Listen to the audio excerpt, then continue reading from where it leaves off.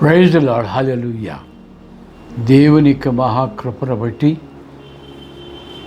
యేసుప్రభు ప్రార్థనా మందిరమును చెందిన విశ్వాసులకును ఆయన యొక్క పరిశుద్ధ సన్నిధానములో ప్రార్థనలో పాల్గొంటున్న వారందరికీ శుభమని చెప్పి ఈ కార్యక్రమం ప్రారంభిస్తున్నాం. లాక్డౌన్ ఇది పెంచినందు చేత సంఘములలో ఆలయాలు మూయబడి ఉన్నవి. ప్రతి గృహములో వారు విశ్వాసులు ప్రార్థన ద్వారా దేవుని సభకు విజ్ఞాపన చేయవాలని ప్రభుత్వ వారి ఆజ్ఞను బట్టి మనము కూడా మనకు మన ఇరుగు పొరుగు వారికి, మన దేశానికి, ప్రపంచానికి ఈ వ్యాధి వ్యాపించకుండా కాపాడబడినట్లు మన ప్రార్థనలు జ్ఞాపించుకుందాం. నేను ప్రార్థన చేస్తున్నాను. ప్రభువా మా దేవ పరిశుద్ధుడా, ఈ పరిశుద్ధ నామనికి స్తోత్రం చెందుకుంటున్నాం. ఈ దినమందు తండ్రి నీ యొక్క పరిశుద్ధ నామమును బట్టి మీరు మమ్మల్ని ఎంతవరకు కూడా కాపాడే విధానం బట్టి నీకు స్తోత్రం చెందుకుంటాం తండ్రి. ఈ కొద్ది సమయమును మీకు భయమిత్తము నీకు వాక్యమును ధ్యానిస్తున్నట్టుండగా నీ పరిశుద్ధాత్మ చేత నన్ను ఇది చూసేవారిని వినివారిని కూడా దర్శించి ఆశీర్వదించమని యేసు నామమున ప్రార్థిస్తున్నాము తండ్రి. ఆమేన్. ఈ సమయంలో మన అందరికీ వచ్చినటువంటి ఒక చిన్న పాట నాతో కలిసి మీ ధ్యానంలో కూడా జ్ఞాపించుకోమని కోరుతున్నాను. మధుర మధురము యేసు నామము అనే కీర్తన. మధుర మధురము యేసు నామము, జుంటె తేనెల కన్నను మధురాతి మధురము, జుంటె తేనెల కన్నను మధురాతి మధురము, మధుర మధురము. ప్రియము తోడ పాపిని చేర పిలచిన, ప్రియము తోడ పాపిని చేర పిలచిన, ఘనమైన నామము చేరి కొలువుమా, దారి చేరుమా, చేరి కొలువుమా, దారి చేరుమా, మధుర మధురము యేసు నామము, జుంటె తేనెల కన్నను మధురాతి మధురము, జుంటె తేనెల కన్నను మధురాతి మధురము, మధుర మధురము. సాతాను శక్తులను పారద్రోలినా, సాతాను శక్తులను పారద్రోలినా, బలమైన నామము చేరి కొలువుమా, దారి చేరుమా, చేరి కొలువుమా, దారి చేరుమా, మధుర మధురము యేసు నామము, జుంటె తేనెల కన్నను మధురాతి మధురము, జుంటె తేనెల కన్నను మధురాతి మధురము, మధుర మధురము. దేవునికి పరిశుద్ధ గ్రంథము నుండి దేవుని వాక్యమును చదువుతున్నాను. అపోస్తుల కార్యములు 4వ అధ్యాయం 32వ వచనం నుండి 5వ అధ్యాయం 6వ వచనం వరకు చదువుతున్నాను. అపోస్తుల కార్యములు 4వ అధ్యాయం 32వ వచనం నుండి ప్రారంభిస్తున్నాను. విశ్వసించిన వారందరూ ఏక హృదయమును ఏకాత్మే గలవారైండిరి. ఎవడునూ తనకు కలిగిన వాటిలో ఏదియు తనదని అనుకొనలేదు. వారికి కలిగినదంతయు వారికి సమిష్టిగా ఉండెను. ఇదియుగాక అపోస్తలులు బహుబలముగా ప్రభువైన యేసు పునరుద్ధానమునకు సాక్ష్యమిచ్చిరి. దైవకృప అందరి యందు అధికముగా ఉండెను. భూములైనను ఇండ్లనైనను కలిగిన వారందరూ వాటిని అమ్మిన వాటి వెల తెచ్చి అపోస్తలుల పాదముల యొద్ద పెట్టుచుండిరి. వారు ప్రతి వానికి వాని అక్కర కొలది పంచిపెట్టిరి గనుక వారిలో ఎవనికిని కొదువ లేకపోయాను. కుప్రలో పుట్టిన లేవీయుడగు యోసేపు అను ఒకడు ఉండెను. అతనికి అపోస్తలులు హెచ్చరిక చేయువాడని అర్థమిచ్చు బర్నబా అని పేరు పెట్టి ఉండిరి. ఇతడు భూమి గలవాడై ఉండి దానిని అమ్మి దాని వెల తెచ్చి అపోస్తలుల పాదముల యొద్ద పెట్టెను. అననీయ అను ఒక మనుష్యుడు తన భార్య అయిన సిప్పెరాతో ఏకమై పొలమమ్మెను. భార్య ఎరుకయే వాడు దాని వెలలో కొంత దాచుకొని కొంత తెచ్చి అపోస్తలుల పాదముల యొద్ద పెట్టెను. అప్పుడు పేతురు, అననీయ, నీ భూమి వెలలో కొంత దాచుకొని పరిశుద్ధాత్మను మోసపుచ్చుటకు సాతాను ఎందుకు నీ హృదయంలో ప్రేరేపించెను? అది నీ వద్ద ఉన్నప్పుడు నీదే కదా. అమ్మిన పిమ్మట అది నీ వశమై ఉండలేదా?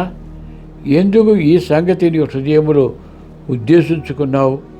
నీవు మనుషులతో కాదు దేవునితోనే అబద్ధం ఆడతావని వారితో చెప్పాను. అననీయ ఈ మాటలు వినుటూనే పడి ప్రాణం విడవగా విన్న వారందరికీ మిగిలిన భయం కలిగను. అప్పుడు యవనస్తులు లేచి వానిని బట్టతో చుట్టి మోసుకొని పోయి పాతిపెట్టిరి. ఇది క్రైస్తవ సంఘము పుట్టి అభివృద్ధి పొందుతున్నటువంటి పరిశుద్ధమైనటువంటి దినాల్లో పరిశుద్ధాత్మ యొక్క వర్షము ప్రతి హృదయం మీద కుమ్మరింపబడి ఆత్మీయ స్థితిలో వారు బహుగా ఫలించి అభివృద్ధి పొందిన స్థితిలో ఘోరమైనటువంటి విషాదకరమైన సంఘటన జరిగింది. ఈ సంఘటన అంతకుముందు దేవుడు ఇశ్రాయేలీయుల మీదకి శిక్షను పంపించినాడు, కానీ ఇలాంటి శిక్ష అక్కడ జరగలేదు.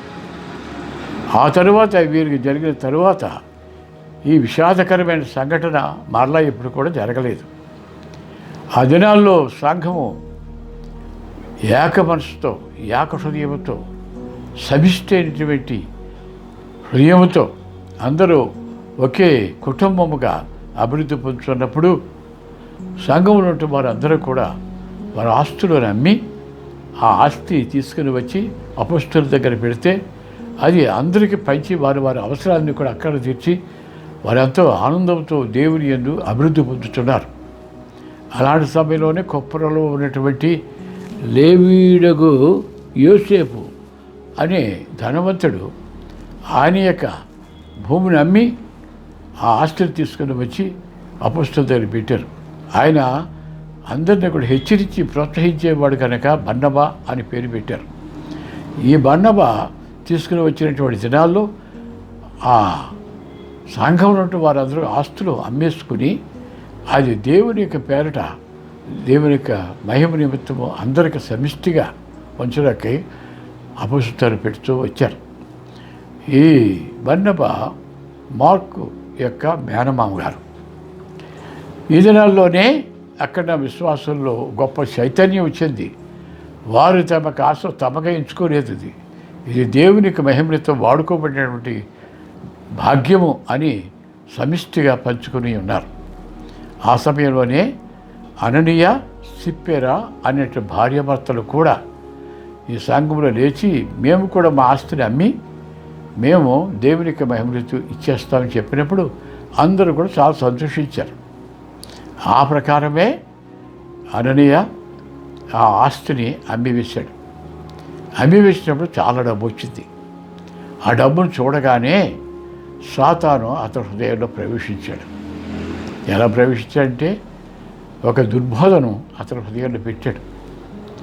నీవు ఈ ఆస్తిని అంతా తీసుకుని అక్కడికి చేస్తే భవిష్యత్తులో నీ పరిస్థితి ఏమిటి, ఎప్పుడు ఏం జరుగుతుందో తెలియదు కదా, కనుక నువ్వు జాగ్రత్త పడడం మంచిదని సాతాను హృదయంలో ప్రేరేపించగా భార్యాభర్తలిద్దరూ కూడా ఆలోచించుకొని అందులో కొంత డబ్బు దాచుకొని మిగిలిన కొంత డబ్బు తీసుకొని అపొస్తలుల దగ్గరికి ఆ డబ్బు తీసుకొని వచ్చాడు. అన్నయ్య తీసుకొని వచ్చి ఆ డబ్బును పేతురు అక్కడ బహుశా బోధిస్తున్నాడు కాబోలు అక్కడ ఈ డబ్బు పెట్టాడు. పెట్టిన తర్వాత దేవునికి ఆత్మ పేతురుని ప్రేరేపిస్తున్నాడు. ఇతడు దేవుణ్ణే మోసం చేస్తున్నాడు. అమ్మిన డబ్బులు కొంత దాచుకొని తీసుకొని వచ్చాడు. సాతానుడు ఇతను స్వాధీనపరుచుకొని అతడు దేవుణ్ణే మోసం చేసినట్టుగా చేస్తాడు అన్నటువంటి ఆత్మ ప్రేరేపణతో అడిగాడు, అన్నయ్య నీ ఆస్తిని ఇంతకే అమ్మేవా అని అడిగాడు. అంటే అవునండి అంతకే అమ్మాను నేను అని చెప్పాడు అతను. అప్పుడు పేతురు చెప్తున్నాడు, నీ భూమి వేల్లో కొంత దాచుకొని పరిశుద్ధాత్మను మోసపుచ్చుటకు సాతాను ఎందుకు నీ హృదయమును ప్రేరేపించాను. సాతాను నీ హృదయమును ప్రేరేపించినాడు. ఆ అమ్ముకున్న డబ్బు నీ దగ్గర ఉంది కదా, నీవు చూసుకోవచ్చు. దాన్ని ఇక్కడ బలవంతంగా తీసుకురామని చెప్పలేదు. తీసుకుని వచ్చి దేవునికి పరిశుద్ధాత్మను మోసపుచ్చుటకు సాతానుడు నిన్ను ప్రేరేపించాడు అని చెప్పినప్పుడు అతడు తత్తరపడిపోయి వెంటనే అతడు షాక్ తగిలినట్టుగా కింద పడిపోయి చచ్చిపోయాడు. చచ్చిపోయిన వెంట అందరు కూడా విభ్రాంతి పొందిపోయారు. భీతి ఆవరించి ఉంది. ఎవరు మాట్లాడలేకపోతున్నారు. అప్పుడు అక్కడ యవనస్తులు లేచి ఆ శవాన్ని తీసుకుని మోసుకొని వెళ్ళిపోయి పాతిపెట్టాక వెళ్ళిపోయారు. ఇంటి దగ్గర చెప్పారు, కనిపెట్టి ఇంకా రాలేదని భర్త 3 గంటల వేళ ఈ కుటుంబం ఎంతకు వచ్చింది. వచ్చినప్పుడు ఆమె భర్త అక్కడ కనపడి ఎవరు కూడా ఆమెతో ఏమి మాట్లాడలేదు. ఆవిడ మరలా పేతురు ఆమెను అడుగుతున్నాడు, మీరు ఆ భూమిని ఇంతకే అమ్మితరా నాతో చెప్పమని ఆమెను అడిగాను. అందుకామె అవును ఇంతకే అని చెప్పాను. అందుకు పేతురు, ప్రభు యొక్క ఆత్మను శోధించుటకు మీరెందుకు ఏకీపించితిరి? ఇదిగో నీ పెనిమిటి పాతిపెట్టిన వారి పాదములు వాకిటనే ఉన్నవి, వారు నిన్నును మోసుకుని పోవునని ఆమెతో చెప్పాను. వెంటనే ఆమె అతని పాదముల యొద్ద పడి ప్రాణం విడిచాను. ఈ సంఘటన అతి భయంకరమైనటువంటి సంఘటన. ఇలాంటి సంఘటన మరలా ఎప్పుడు జరగలేదు. ఇక్కడ మనం గ్రహించవచ్చు కొన్ని విషయాలు ఇక్కడ వ్రాయబడినప్పటికీ మనం ఊహం ద్వారా వాటిని గ్రహించుకోవచ్చు. ఈ భార్యాభర్తల యొక్క వయసు అంతా మనకు తెలియదు. వారికి బిడ్డలు ఉన్నట్టుగా లేరు. వారు దేవుని యందు విశ్వాసంలోకి వచ్చినప్పుడు ఎంతో ఆశతో దేవుని యొక్క విశ్వాసంలోనికి వచ్చారు. వారు వచ్చిన తర్వాత ఈ ఆత్మచేత సంఘమంతుడు కదిలింపబడి ఒక సమిష్టి కుటుంబం ఏర్పడుతున్నటువంటి సందర్భంలో అందరూ ఆస్తులు అమ్మేస్తుంటే మేము మా ఆస్తిని దేవుని కోసం అమ్మేసి ఇస్తామని దేవుని యొక్క సన్నిధానములో దేవుని యొక్క మందిరములో వాగ్దానం చేశారు. అయితే ఆ వాగ్దాన ప్రకారంగా అమ్మిన డబ్బును చూసిన తర్వాత సాతానుడు వాటిలో ప్రవేశించాడు. ఏవి ఆదాము హవ్వలను ఎలాగైతే శోధించినాడో అలాగే ఈ అననీయను ప్రేరేపించాడు. ఇప్పుడు ఈ డబ్బాతి చాలా డబ్బు వచ్చింది, ఈ డబ్బాతి పట్టుకుని ఇచ్చేస్తే రేపొద్దున్న మరలా ఈ కార్యక్రమాలు ఆగిపోతే అప్పుడు మనం పోషించే వాళ్ళు ఎవరు అంచేత మనం ముందు జాగ్రత్త పడితే మంచిది. మనం ఇస్తామని చెప్పా కనుక కొంత డబ్బు మనం దాచేసుకుని కొంత డబ్బు తీసుకెళ్ళి అక్కడ పెడితే ఎవరు తెలియదు కదా అనుకొని ఆ డబ్బు తీసుకుని వచ్చాడు.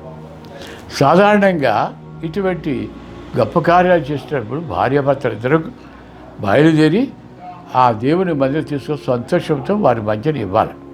కానీ వీరిద్దరూ అలా జరగలేదు.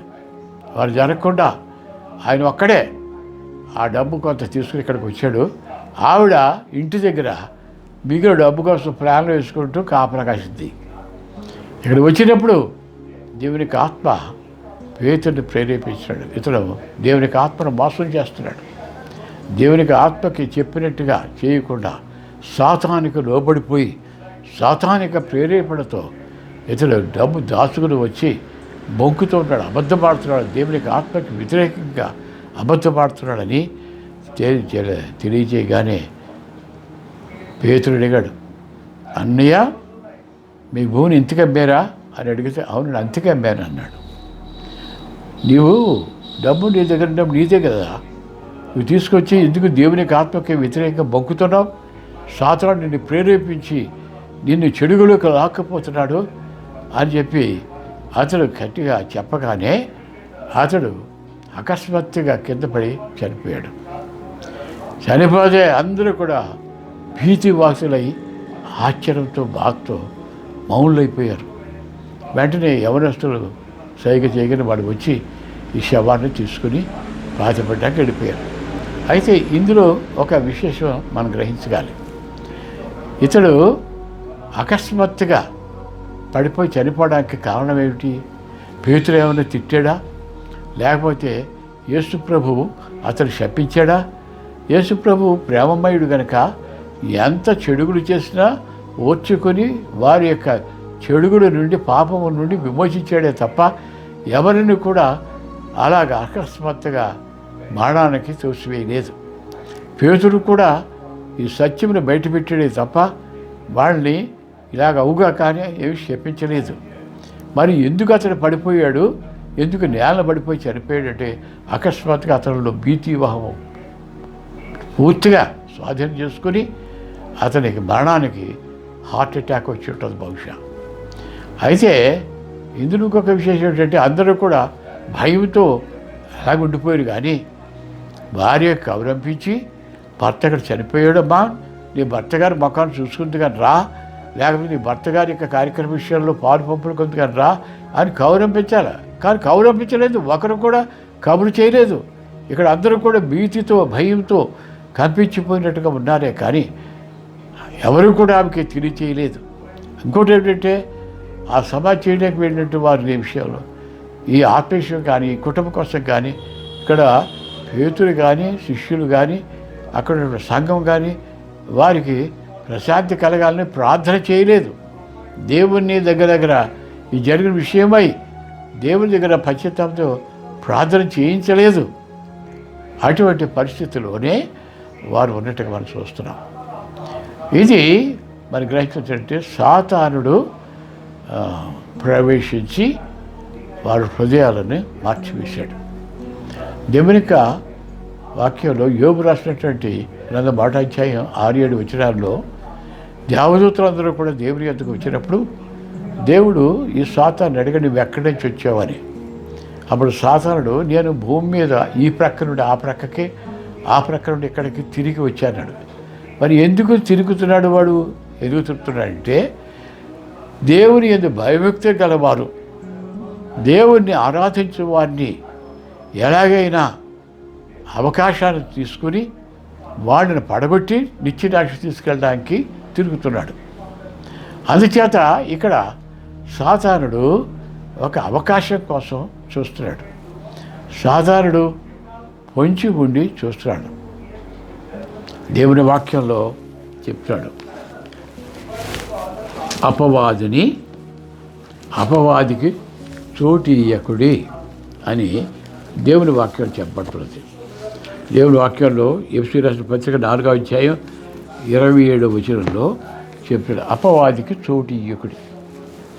ఎందుకంటే అపవాది అనగా సాతానుడు ఎప్పుడు కూడా ఎవరిని స్వాధీనపరచుకోవాలా, అవకాశాన్ని ఎప్పుడు సద్వినియోగం చేసుకోవాలా, దేవునికి వ్యతిరేకంగా రేపి నాశనం తీసుకెళ్ళాలని ప్రయత్నం చేస్తాడు. అందుచేత దేవుని వాక్యం ఏంటంటే అపవాదికి చోటు ఇవ్వద్దు. చోటు కోసం వెతుకుతుంటాడు. చోటు దొరికితే కొంచెం చోటు దొరికితే చాలు ఆ జీవితాన్ని అంతా కూడా నాశనం చేసేస్తాడు. అవకాశం కోసం చేస్తాడు. సాతానుడు ఎంచి కూడా చూస్తుంటా ఒక వ్యక్తి దేవుని యందు కొంత భయభక్తులు ప్రవేశించిన తర్వాత వారిలో కొన్ని పాప సంబంధమైన ఆశలు, కోరికలు వారిలో దాచుకుని ఉంటే వారు దేవుని వ్యతిరేకమైన ఇవన్నీ తెలిసినప్పటికీ వాటిలోనే అలాగే పోషించుకొని ఉంటున్నప్పుడు వాటి సాకుగా తీసుకొని ఆ ఆశలను నెరవేర్చుకుంటకు వారిని ప్రేరేపించి ఆ దుష్ట హృదయంలోకి సాతాను ప్రవేశిస్తాడు. అంచేతనే దేవుని వాక్యం అంటున్నాడు, అపవాదికి చోటు ఇయ్యకుడి. యాకోబు పత్రిక అపవాదిని ఎదురించుడి, అప్పుడు వాడి మీద నుండి పారిపోడాను. నువ్వు ఎదిరించకుండా భయపడిపోతావా? అపవాది నేను స్వాధీనపరుచుకొని నాశనం తీసుకుని వెళ్తాడు. అననీయ చోటిచ్చాడు. ఏ చోటు ఏంటంటే ఈ డబ్బు కొంత దాచుకుందాం అని చోటు ఇవ్వగానే వాళ్ళు ప్రవేశించి ఇద్దరు భార్యాభర్తలు ఇద్దరు కూడా వచ్చి దేవునికి సంతోషంగా అర్పించుకోవాల్సింది. అర్పించుకోకుండా అతను ఒక్కడే వచ్చి అక్కడ పెట్టి దాన్ని వదిలించుకుందాం ఈ మాట చెప్పాం కనుక అన్న రీతిగా ప్రవర్తించాడు. దేవునికి వాక్యంలో దేవుడు చెప్తాడు ఆయన బిడ్డలకు, దేవుని యొద్ద ఎవరైనా దొంగిలించునా అన్నాడు. మీరు దేవుని యొద్దను దొంగిలిస్తున్నారు, మీ దశమ భాగం ఇవ్వకుండా దొంగిలించడానికి మీరు శాపగ్రస్తులు అయి ఉన్నారన్నాడు. ఎందుకంటే చాలామంది దేవుని యొక్క సన్నిధానంలో దేవునికి మా దశమ భాగం క్రమంగా ఇస్తామని వాగ్దానం చేసుకున్న తర్వాత క్రమక్రమంగా వాటిని వదిలేసి మామూలుగా పాత జీవితానికి వెళ్ళిపోతారు. అందుచేతనే దేవుని వాక్యము ఏమని చెప్తుందంటే, గలతీ రాసిన పత్రిక 3వ అధ్యాయం 3వ వచనంలో ఒక మాట రాయండి, మొదట మీరు ఆత్మానుసారముగా ప్రారంభించి శరీరానుసారముగా పరిపూర్ణులగుదురా అని దేవుని వాక్యం చెప్పండి. మొదట ఆత్మానుసారంగా దేవుని యందు ఆశతో, దేవుని యందు పరిశుద్ధ మార్గం నడవాలని ఆశతో ప్రారంభించి క్రమక్రమంగా శరీరానుసారులై మీరు ముగిస్తారా అని చెప్పబడుతుంది. వీరు అననీయ చెప్పారు కూడా, వారు ఎంతో ప్రారంభంలోనూ ఆశతో అందరితో పాటు వారు ఆస్తులు అమ్మేసేసి ఇవ్వాలన్న వారు కొద్ది స్థలమును సాతానికి ఇచ్చినందు చేత వారిద్దరూ కూడా భయంకరమైనటువంటి మరణాన్ని ఎదుర్కొని సాతాను యొక్క వాళ్ళలో పడిపోయి నాశనం చేయబడ్డారు. మరి ఇక జీవితంలో దేవునికి బిడ్డలు క్రమక్రమంగా చల్లబడిపోతున్నారేమో. అదే ప్రకటన 3వ అధ్యాయం లౌకిక సంఘం గురించి దేవుని వాక్యం చెప్పబడుతున్నది. మీరు మీ క్రియలు మీద ఎరుగుదురు, మీరు చల్లగానేనను వెచ్చగానేనూ ఉండక నిలువెచ్చనగా ఉన్నారన్నాడు. అంటే నిలువెచ్చనతనం ఎప్పుడు వస్తుంది? ముందు వెచ్చగా ఉండినటువంటిది క్రమక్రమంగా చల్లారిపోయిన తర్వాత నిలువెచ్చనతనం వస్తుంది. అక్కడ దేవుడు వాక్యం అంటున్నాడైనా, నిలువెచ్చనగా ఉన్నారా, నా నోటను ఉమ్మిపోయి ఉద్దేశించుతున్నాను కనుక మారు మనసు పొంది వాటి క్రియ చేయడన్నాడు. అంటే నిలువెచ్చనతనం వచ్చిందా, దేవుని నోటి నుండి ఉమ్మిపోయి ఉద్దేశిస్తున్నాడు, ఇంకా ఉమ్ము వేయలేదు. బయటకు వచ్చిందా, అది అపవిత్రమైపోద్ది, అది మళ్ళా తిరిగి ఎవరు కూడా నాలుకతో తాకరు. కనుక దేవునికి సన్నిధానంలో విశ్వాసమైన వారు, దేవునికి భయభక్తులతో ఉన్నవారు దేవునికి సన్నిధానంలో వారు దేవుని యొక్క చిత్తానుసారంగా ముందుకు వెళ్ళవలసింది పోయి చల్లబడిపోతున్నావేమో మనం గ్రహించుకోవాల్సింది. మొదట ఆత్మానుసారంగా అనుసరించాం, శరీరానుసారముగా ఇప్పుడు మారిపోతున్నామేమో దేవునికి బిడ్డలు గ్రహించుకోవాలి. ప్రతి ఒక్కొక్కరం కూడా మన ఆత్మీయ స్థితిని మనం క్షుణ్ణంగా పరీక్ష చేసుకోవాలి. ఎందుకంటే మనం ఏ స్థితిలో ఉన్నాం? చల్లారిపోతున్నామా? ఆత్మీయంగా ఎదుగుతున్నామా? శాపగ్రస్తముల లాంటి పరిస్థితుల్లోకి సాతాను వలన ప్రేరేపించబడి దూరం అయిపోతున్నామా? లేకపోతే ప్రభు యొక్క కృపలో ఎదిగి ఆయన మహిమగల రాజ్యములకు వారసులు అవుతున్నామా అని మనం గ్రహించవలసింది. అవకాశాన్ని సాతానుడు ఉపయోగించుకుని నాశనం తీసుకెళ్తాడు.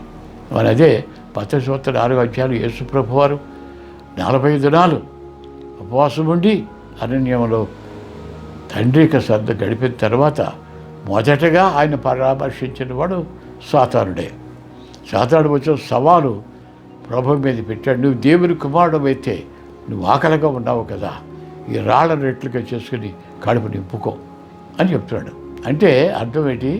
నేను చెప్తున్నాను, ఆకలిగా ఉన్నావు, ఈ సమయంలో నా మాట వినడానికి అవకాశం ఉంటుంది కనుక నేను చెప్తున్నాను, ఈ రాళ్ళను రెట్లుగా చేసుకోమంటే దేవుడు ప్రభువారు గద్దించాడు. ఒక ఎత్తైనటువంటి స్థలం తీసుకెళ్ళి దూకమన్నాడు. దూకితే దేవదూత వచ్చి పెట్టుకుంటారు కానీ దేవుడు వాక్యంతోనే ప్రభువారు గద్దించారు. చివరగా ఒక ఎత్తైన కొండ మీద తీసుకుని వెళ్ళి భూలోక రాజ్యాలన్నీ చూపించి ఈ అన్నిటి యొక్క మహిమను, వాటి గొప్పతనం అంతా కూడా చూపించి, ఇవన్నీ నావై ఉన్నవి, నీవు సిలువ మరణమని, బాధలని, అవమానాలని ఇవన్నీ పొంది నీవు దేవుడు రాజ్యం స్థాపించాలనుకుంటావు. అదంతా కూడా నీకు అంత దూరం వెళ్ళవసరం లేదు. నీవు నాకు ఒకసారి మొక్కి నమస్కారం చేయి, అదంతా నీకు అప్పగిచ్చేస్తా అన్నాడు. నీ దేవుడిని నువ్వు శోధింపవద్దు, సాతాను పొమ్మనగానే పోయాడు. అంటే అవకాశాన్ని ఉపయోగించుకుని ప్రభువుని పడగొట్టేయడానికి సాతాను ప్రయత్నం చేసినప్పుడు సామాన్యమంటే మనం కూడా తేలికగా సాతాను యొక్క వలలో చిక్కుకుంటున్నాం. ప్రభు యొక్క బిడ్డలు అతి జాగరూకులై మనకు ఇవ్వబడిన రక్షణ భయంతో వణుకుతో కాపాడుకోవాలి. ఇది మనకు ఉచితంగా ఇచ్చిన మహాభాగ్యం. దేవుని యొక్క బిడ్డలుగా మార్చబడినటువంటి వారు మళ్ళా తిరిగి లోకస్తులుగా, శాపగ్రస్తులుగా మారిపోతే వారి జీవితం ఎంత దౌర్భాగ్యం శక్తిగా వెళ్ళిపోద్దో మనం తెలుసుకుంటాం. దేవుని సన్నిధానంలో చాలామంది గొప్ప గొప్ప జ్ఞానవంతులే సాతానుకు లోబడిపోయి నాశన మార్గాలకు పోయారు. మనము దావీదు కుమారుడు సొలొమోనుకి యవనస్తుడిగా పట్టాభిషేకం చేసినప్పుడు దేవుని సన్నిధానములో దేవుని కొరకు మందిరం కట్టినప్పుడు అక్కడ గొప్ప ప్రార్థన చేశాడు, అద్భుతమైన ప్రార్థన చేశాడు.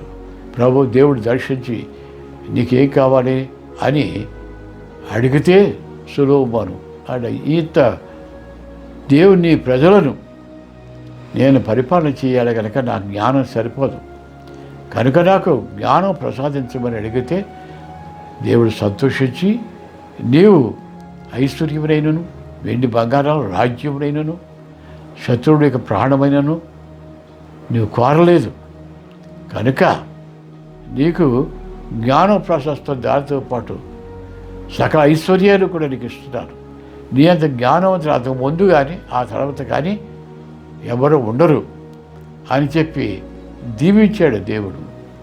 అలాగా సొలొమోను గొప్ప జ్ఞానం వచ్చిన ఎన్నో అద్భుతమైనటువంటి నిర్మాణాలు చేసి రకరకాలైనటువంటి ప్రయోగాలు చేసి గొప్ప పేరు తెచ్చుకున్నాడు. ఆ పేరు చుట్టుపక్కల రాజ్యాల్లో ఉన్నటువంటి వారికి కూడా శాబాదేశపు రాణి సైతం చూడడానికి వచ్చి చూసి ఆశ్చర్యపడిపోయింది. అయితే ఇంత జ్ఞానవంతుల్లో సాతానుడు ఒక బలహీనతను కనిపెట్టాడు. ఆ బలహీనత ఏంటంటే సొలొమోనుకి స్త్రీ వ్యామోహం ఉన్నట్టుగా గమనించాడు. అందుచేత సొలొమోనుని పడగొట్టడానికి అతని మీదకి ఈ సూత్రాన్ని ఉపయోగించాడు. మనం మొదటి రాజుల గ్రంథం 11వ అధ్యాయం ఇక్కడ దేవుని వాక్యంలో సొలొమోను గురించి వ్రాయబడిన 2 మాటలు నేను చదువుతున్నాను. నేను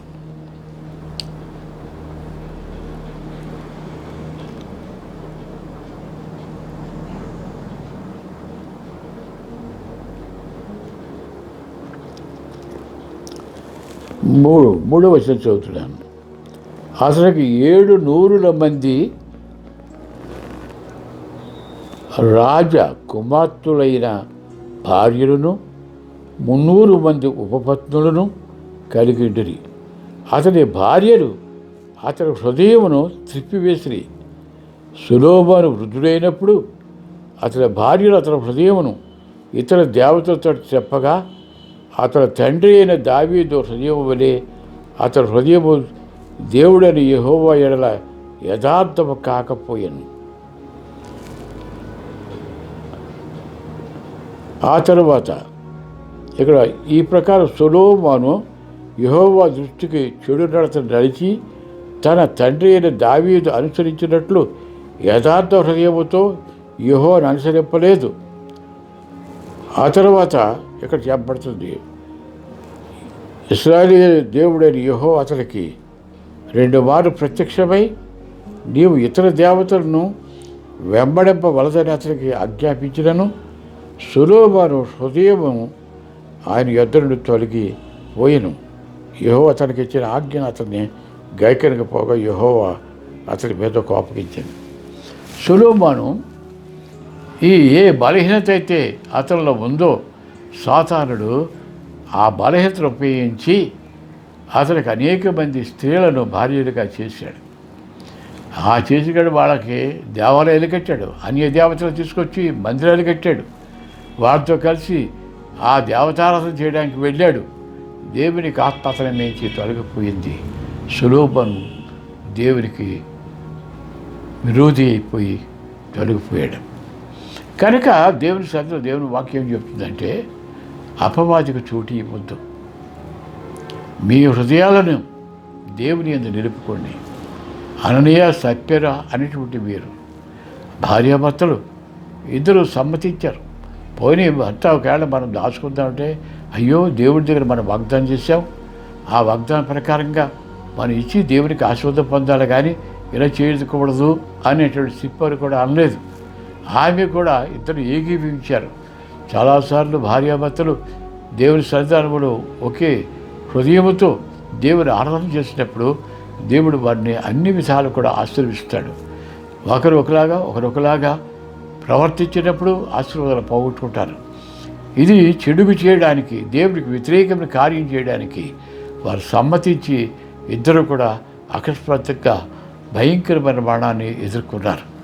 కనుక ఈ దినాల్లో దేవునికి బిడ్డలు, దేవునికి ఆలయములలో ఎన్నో రకాలైనటువంటి పద్ధతులు అనుసరించి సాతాను యొక్క సంబంధించినటువంటి కార్యక్రమాలు పెట్టుకుని చేత సంఘాలు చాలాసార్లు బలహీనమైపోయి శక్తిహీనమైపోయి ఒకరికొకరికి పడకుండా చాలాసార్లు ఆలయాలు పాడైపోతున్నాయి. కనుక మనం ఆత్మానుసారంగా ప్రారంభించాం, పూర్తిగా ఆత్మానుసారంగా ఎదుగులాగిన పరిశుద్ధాత్మ శక్తిని మనం పొందవలసింది. శరీరానుసారంగా మనం ముగించుకుంటే దేవునికి విరోధులపై నిత్యనాశనంలోకి పోతాం. అందుచేత దేవుని బిడ్డలు ఈ అననీయ సప్పేరు యొక్క ఈ చరిత్ర ఇది అనేకసార్లు మనం అనేక ప్రసంగాలు విని ఉండొచ్చు. కానీ వారిద్దరూ ఏకీభించినటువంటి చెడుగు వలన కుటుంబం కూడా నాశనమైపోయినది. కనుక దేవునికి బిడ్డలు దేవునికి భయభక్తులతో నడిచి దేవునికి ఆశీర్వాదాలు పొంది ఫలించి వారి బిడ్డలకు దాన్ని కూర్చోవలసింది. కనుక మనం ఈ సమయం ముందు మరొకసారి అననీయ సప్పేరు యొక్క జీవితం, వారి కుటుంబ పరిస్థితులు మనం తెలుసుకున్నట్లయితే ఇంత ఘోరమైన సంభవం ఆ సంఘంలో జరిగినందుచేత ఆ సంఘములు వారు కూడా ఎవ్వరు కూడా కొంచెం కార్యక్రమం చేయాలని చూపించలేదు. చివరికి అననీయ చనిపోయినప్పుడు ఆ ముఖం చూడకుండా ఆయన భార్యకి చూపించకుండానే అతను తీసుకుని కప్పెట్టేశారు. ఆ తర్వాత ఆమె వచ్చిన తర్వాత కూడా అబద్ధమాడిన చేత ఆమె కూడా తీసుకుని పాతిపెట్టబడింది. వారి గురించి మరలా ఇంకెక్కడ చెప్పబడకుండా మూయబడింది. కనుక దేవుని బిడ్డలు దేవుని సన్నిధిలో చేసే ఆత్మీయమైనటువంటి ప్రయాణంలో దేవుడికి ఇచ్చినట్టు వాగ్దానాన్ని నెరవేర్చుకుని మన ఫలించి అభివృద్ధి పొందాలని అటువంటి గొప్ప ఆశీర్వాదాలు దేవుని బిడ్డలందరికీ ఈ కరోనా వ్యాపిస్తున్న దినాల్లో ఆత్మీయమైన ఫలముతో వర్ధల చేసి దీవించబడాలని ప్రభుత్వం కోరి నేను ముగిస్తున్నాను. దేవుడు మన అందరికీ కూడా తోడేయుడును కాక ప్రార్థన చేస్తున్నాను. పరమదాసుని మా ప్రియమైన తండ్రి, ఈ పరిశుద్ధ నామమునకు స్తోత్రము నాయన. మా ప్రభు ఈ దినాల్లో మమ్మల్ని దర్శించండి. ప్రపంచమంతా కూడా ప్రభువా ఈ వ్యాధుల చేత భయం చేత కంపించిపోతున్నారు. ప్రతి చోట కూడా తండ్రి ఒకరికి సంబంధం లేని రీతిగా ఎవరికి వారి గృహాల్లో బంధించబడినట్టుగా ఉంటున్నారు. ఇది ఒక మేల్కొల్పు, ప్రపంచానికి ఒక మేల్కొల్పు. కనుక నాయనా నీ బిడ్డలు మారు మనసు పొంది నీ వైపు తిరిగి నీ కరుణ నీ కృప పొందినట్టు అనుగ్రహించమని మరొకసారి యేసుప్రభు ప్రార్థనా మందిరం చెందినటువంటి విశ్వాసులను వారి కుటుంబములను అలాగని ఈ వాక్యమును వినుచున్న ప్రతి వారిని కూడా దర్శించి ప్రభా నీ యొక్క కృపగల హస్తాల కింద సంరక్షింపబడి ఆశీర్వదించడం ఫలించినట్టు చేయమని దీవించమని ప్రభుని యేసు నామమున ప్రార్థిస్తున్నాము తండ్రి. ఆమేన్. పరలోకమందున మా తండ్రి, నీ నామము పరిశుద్ధపరచబడుగాక, నీ రాజ్యం వచ్చునుగాక, నీ చిత్తం పరలోకమందు ఎలాగనో అలాగనే భూమి మీద నెరవేరునుగాక. మాకు కావలసిన ఆహారాన్ని మాకు దయచేయము. మరణస్తులు మీకు క్షమించే ప్రకారం మనల్ని క్షమించము. మమ్మ శోధలోనికి తేక కీణ్యని తప్పించము. ఎందుకంటే రాజ్యము, బలం, మహిమయు నిరతనీయమైన తండ్రి. ఆమేన్. తండ్రి అయిన దేవుని యొక్క ప్రేమయు, ప్రభువైన యేసుక్రీస్తు కృపయు, పరిశుద్ధాత్మ దేవుని నిండిన ఆశీర్వాదములు ఈ మాటలు విన్న ప్రతి వారికి సంగమనకును సదాకాలం తోడేండును గాక. ఆమేన్. God bless you.